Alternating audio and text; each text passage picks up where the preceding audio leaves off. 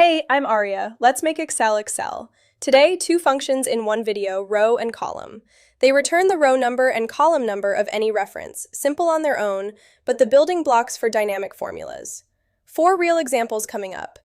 First up, the simplest case. Type equals row, open paren, B2, close paren. Hit enter. Row looks at the cell reference and gives back its row number. B2 is on row 2, so we get 2. The column letter doesn't matter at all. Row only cares about the number after the letter. If we had typed K2 or Z2, we'd still get 2. Now column, the mirror image. Type equals column, open paren, K2, close paren, hit enter. Column converts the column letter into its position number. K is the 11th letter slot in Excel, so K2 returns 11. Now the row part of the reference is what gets ignored. Now we make row useful, a 1 base data index. The trick is subtraction. Type equals row, open paren, B2, close paren, minus row, open paren, B1, close paren, hit enter. B2 is row 2, B1 is row 1, the header. 2 minus 1 gives us 1. So Charizard is the first data row, regardless of where the table sits on the sheet.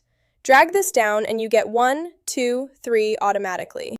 Same trick, but sideways. We want to know which stat column's speed is, where HP is the first stat.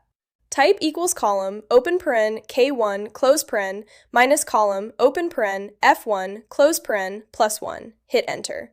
K is 11, F is 6. 11 minus 6 plus 1 equals 6. Speed is the sixth stat. The plus 1 makes it a friendly 1-based index. So that's row and column, two tiny functions that return the row number or column number of any reference. On their own, just trivia. Subtract them and you get index numbers that follow your data wherever it moves. They're the secret sauce behind dynamic drop-down numbering, spilled arrays, and self-numbering tables. That's how you make Excel. And if you want to take your row and column formulas and turn them into a web app your whole team can use from any browser, check out SpreadsheetWeb.